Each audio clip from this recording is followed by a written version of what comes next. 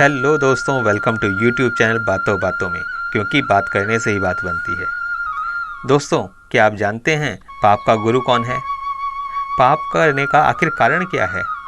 आइए जानने की कोशिश करते हैं। एक पंडित जी काशी में बहुत विख्यात थे।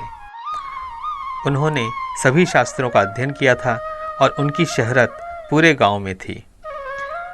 वे धर्म से जुड़ी हुई हर समस्या का सुलझा दिया करते थे।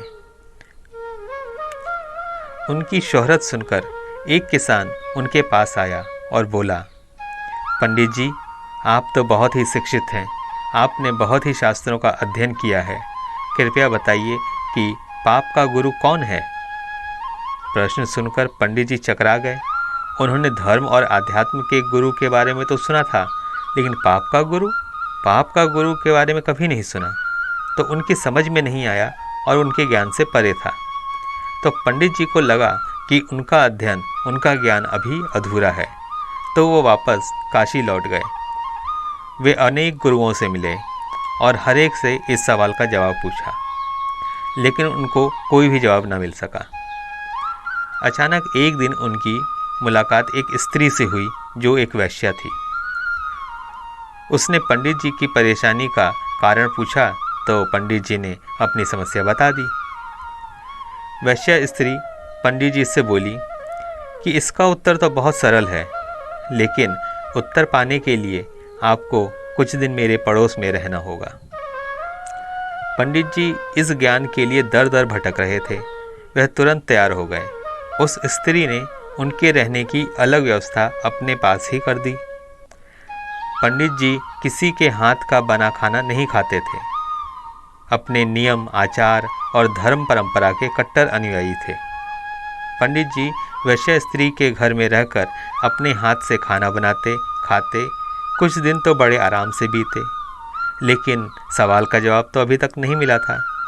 वह उस सवाल के जवाब का इंतजार कर रहे थे।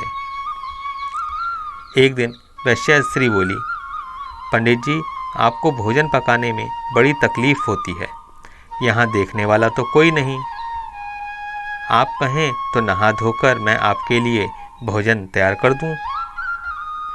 पंडित जी को राजी करने के लिए उसने कहा, यदि आप मुझे सेवा का मौका दें तो मैं आपको दक्षिणा में 5 स्वर्ण मुद्राएं प्रतिदिन दूंगी।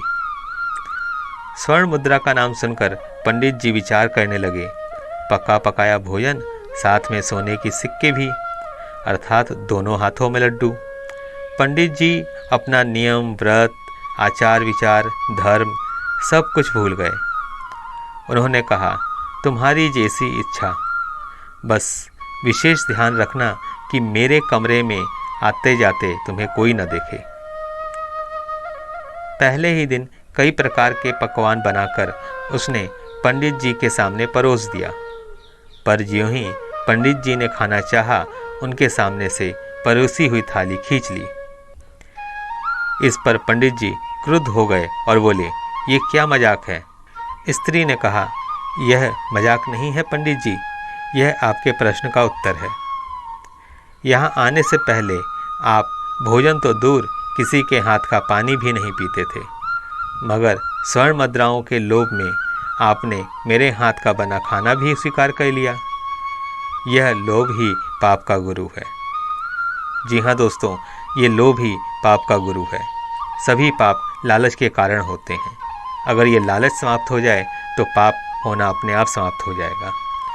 दोस्तों, ऐसी ही लाइफ चेंजिंग स्टोरीज़ और चर्चाओं के लिए हमारे साथ जुड़े रहिए, और इसके लिए आपको करना होगा इस चैनल को लाइक, सब्सक्राइब और बेल आइकन को हिट करना ना भूलें, वरना आपको नोटिफिकेशंस नहीं मिलेंगे।